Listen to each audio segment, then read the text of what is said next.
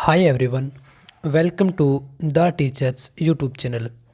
आज की इस छोटी सी वीडियो में हम हरियाणा की 2011 की सेंसिज यानी कि हरियाणा की 2011 की जनगणना से रिलेटेड इस वीडियो में कुछ हल्के फुल्के क्वेश्चंस करेंगे। यह एक आपके जिस भी आप एग्ज़ाम की तैयारी कर रहे हो जहां पर हरियाणा जीके आती है, तो आई थिंक आपको यह वीडियो देख लेनी चाहिए क्योंकि यहाँ से आपका एक दो क्वेश्चन बन सकता है। तो चलिए लेट गेट स्टार्ट।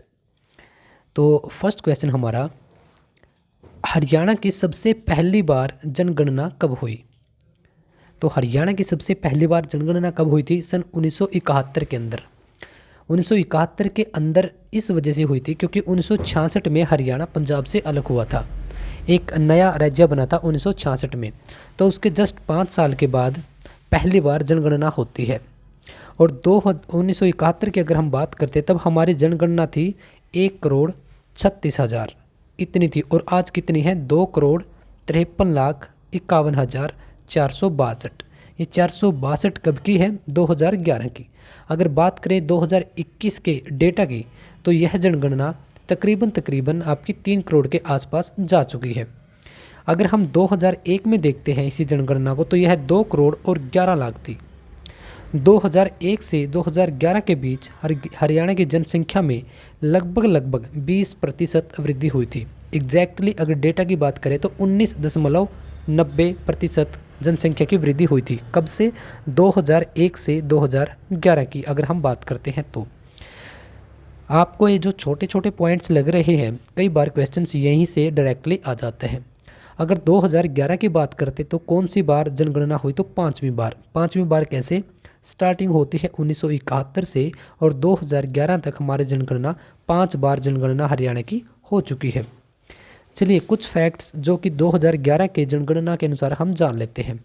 सबसे पहले लिंगानुपात की बात करते हैं। यह लिंगानुपात होता क्या है? 1000 लड़कों पर या 1000 लड़कों के पीछे कितनी लड़कियां जन्म लेती है। कहने का मतलब यह है कि यदि 1000 लड़के जन्म लेते हैं तब कितनी लड़कियां जन्म लेती है, इसी को बोला जाता है लिंग अनुपात। तो सबसे अधिक अगर लिंग अनुपात की हम बात करते हैं तो सबसे अधिक लिंग अनुपात है आपका मेवात के अंदर।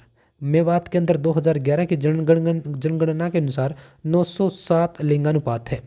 अगर सबसे कम की बात करें तो वह रहेगा आपका गुरुग्राम यानी कि गुरुग्राम। कितना है इसका? 854।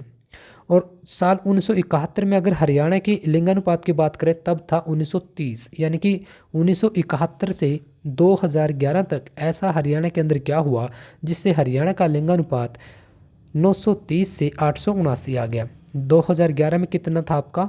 879, 879। अगर हम 1981 की बात करते हैं तब था 934, यानी कि 930 से 934 4 लड़कियां अधिक जन्म ले रही थी, जो कि बहुत अच्छा था। अगर 1991 के एग्जैक्ट डेटा की बात करते हैं तो आपको 879 तकरीबन इतना ही मिलेगा, क्योंकि हमने ये डेटा डायरेक्टली गूगल से लिया है। इसके बाद 2001 में बात करते हैं तो 928, और 2011 की यहाँ पर बात करते हैं 2011 में कितना था आपका? 879, जो कि अब तक का सबसे खराब और सबसे कम लिंगानुपात रहा है। अगर इसी के साथ में एक और आपका पॉइंट इंक्लूड कर दूं कि 2011 में जब पूरे भारत की जनगणना होती है तब उस टाइम पे हमारे पास कितने राज्य थे? 29 राज्य। तो इन 29 राज्यों में सबसे बेकार लिंगानुपात वाला था हरियाणा, जिसका सबसे कम था 879, और सबसे अच्छे लिंगानुपात वाला राज्य था आपका केरल, जिसका था 1084 यानी कि 1084, और सबसे ज़्यादा यही था। इसके बाद पुदुचेरी जो कि एक केंद्र शासित प्रदेश है, जिसका रहा है 1037। तो छोटे छोटे पॉइंट्स हैं, इनको आप साथ के साथ लिख लिया करो। अगर हम साक्षरता दर की बात करते हैं, लिटरेसी रेट की, 2011 की पूरे डेटा की मैं बात कर रहा हूं, तो हरियाणा की स्पेशली बात करूं तो 100 में से तकरीबन आपके 76 लोग यानी कि 76 आपके प्रतिशत लोग क्या हैं? पढ़े लिखे हुए हैं। अगर मैं एग्जैक्ट डेटा की बात करूं तो 75.6% लोग आपके पढ़े लिखे हुए हैं। अगर मैं बात करता हूं कि सबसे ज़्यादा कहां पर पढ़े लिखे हैं, गुड़गांव में, सबसे कम मेवात में। वैसे है तो ये दोनों ज़िले एक ही तरफ उसी तरफ हैं साउथ में। इनको आप याद कैसे रखोगे? देखिए गुड़गांव एक सपनों का शहर, एक मॉडर्न सिटी बोला जाता है गुड़गांव को, एक आधुनिक स्ट्रक्चर पे बेस है, इसके अंदर बहुत डेवलपमेंट हो चुका है, तो इसी वजह से लोग यहाँ जाना पसंद करते हैं और इसी वजह से साक्षरता दर यानी कि लिटरेसी रेट यहाँ सबसे ज़्यादा पढ़े लिखे लोग रहते हैं। लेकिन यह भी एक कुछ दुर्भाग्य की बात कहें, कुछ भी बोल सकते हैं कि जहाँ पर सबसे ज़्यादा पढ़े लिखे लोग हैं हरियाणा का वही ज़िला लिंगानुपात में सबसे कम भी है। तो 854 यहाँ पर लड़कियाँ जन्म लेती हैं, जो कि सबसे कम है हरियाणा के अंदर। अगर हम बात करते हैं मेवात की, मेवात का लिटरेसी रेट सबसे कम है, लेकिन मेवात में लिंगानुपात सबसे अधिक है। तो यह दो डेटा आप एक दूसरे के साथ जोड़कर इन दोनों को पढ़ सकते हैं। अगर हम अगले प्रश्न की बात करते हैं 2011 के अनुसार पुरुष कितने प्रतिशत पढ़े हुए हैं? तो 84% लोग पढ़े हुए हैं, जो कि आपके मेल हैं 2011 में, और तकरीबन आपका 66% फीमेल्स पढ़ी हुई है 2011 की जनगणना के अनुसार। चलिए अगर हम 2011 की जनगणना में हरियाणा का जनसंख्या में स्थान देखते हैं, तब कितने ज़िले थे? 29। तो 29 में से हम 18वें नंबर पर आते हैं, यानी हमसे ऊपर 17 राज्य और हैं और हमसे नीचे 10 राज्य और हैं। चलिए 11 राज्य और थे तब। और अगर हम एरिया के पर्सपेक्टिव से देखते हैं तो एरिया में हम 21वें नंबर पर एग्जिस्ट करते हैं। इन दोनों डेटा को आप किस प्रकार से याद रखोगे? देखिए जो लड़की होती है 18 साल की बालिग बोल देते हैं कि अब इसकी मैरिड आप करवा सकते हो, इसकी मैरिज करवा सकते हो। तो लड़की से याद रखेंगे आपकी लड़की 18 साल में जब शादी के लिए लायक हो जाती है, तो उसी से आपको याद करना है कि जनसंख्या में, क्योंकि एक लड़की का बहुत बड़ा योगदान होता है जनसंख्या को आगे बढ़ाने के लिए, तो जनसंख्या में हमारा कौन सा स्थान है? 18वां। और लड़का होता है 21 साल का शादी के लायक। तो सीधी सी बात है, प्रॉपर्टी वगैरह सब लड़का ही देखता है। तो क्षेत्र अगर एरिया की बात करें तब हमारा स्थान कौन सा है? 21वां स्थान है। तो जो आपको बिल्कुल छोटा डेटा लग रहा है, यहाँ से डायरेक्ट क्वेश्चन आ सकते हैं। अगर हम हरियाणा में बात करें कि हरियाणा में उस टाइम किस टाइम 2011 में कितने ज़िले थे, तब थे आपके 21 ज़िले थे। और अब वर्तमान में कितने हैं? 2024 में अब हैं 22। तो यानी उस टाइम से और इस टाइम तक इन 10 सालों में सिर्फ एक ही ज़िला बना है, कौन सा? चरखी दादरी। कब बना था? 16 नवंबर 2016 को। और यह किससे अलग हुआ था? भिवानी से। कब अलग हुआ था? 2016 में। और जो आपका भिवानी है वह किससे अलग हुआ था? कमेंट करके मुझे बताइएगा, क्योंकि मैंने बहुत बार इस क्वेश्चन को करवा रखे हैं। चलिए 2011 की जनगणना के अनुसार हम जनसंख्या घनत्व देखते हैं। सबसे पहले तो बता दूं कि जनसंख्या घनत्व होता क्या है। देखिए हमारा हरियाणा का क्षेत्रफल कितना है? 44,212 वर्ग किलोमीटर। एक वर्ग किलोमीटर के अंदर जितने भी व्यक्ति रहते हैं उसी को बोलते हैं जनसंख्या घनत्व। तो यह है आपका 573, जो कि बहुत ज़्यादा है। वैसे तो और कई ज़िले कई राज्य ऐसे भी है जिसमें इससे भी ज़्यादा है, लेकिन 573 व्यक्ति बहुत ज़्यादा हो जाता है। तो 573 व्यक्ति हैं जिसका एक वर्ग किलोमीटर के अंदर रहते हैं। अगर मैं हरियाणा के ज़िले की बात करूँ कि किस ज़िले का सबसे ज़्यादा जनसंख्या घनत्व है, तो वह रहेगा आपका फरीदाबाद का। फरीदाबाद के अंदर एक वर्ग किलोमीटर के अंदर 2442 लोग रहते हैं, यानी कि फरीदाबाद का जनसंख्या घनत्व 2442 है। अगर सबसे कम की मैं बात करूं तो नोट कर लीजिएगा सिरसा। सिरसा में सबसे कम लोग रहते हैं।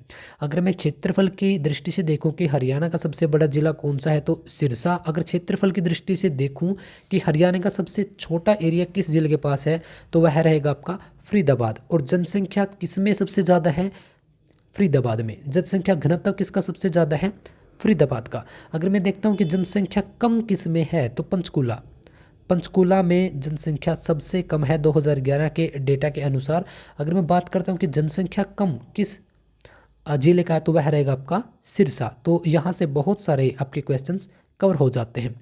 अगर मैं अभी की बात करता हूँ 2024 की, क्योंकि 2024 में ये वीडियो बन रही है, और अगर आप बाद में देखते हैं तो इसको क्वेश्चन को आप गूगल कर लीजिएगा कि 2024 में हरियाणा का लिंगानुपात कितना है। तो अभी कितना है, यह बात हो रही है अक्टूबर के एंड तक, यानी नवंबर महीना चल रहा है, तो उसमें अभी जो नया डेटा आया है उसके अकॉर्डिंग 905 लिंगानुपात है, जो कि पिछली बार से थोड़ा ज़्यादा है। लेकिन पहले हमारा लिंगानुपात 916 भी हो चुका है।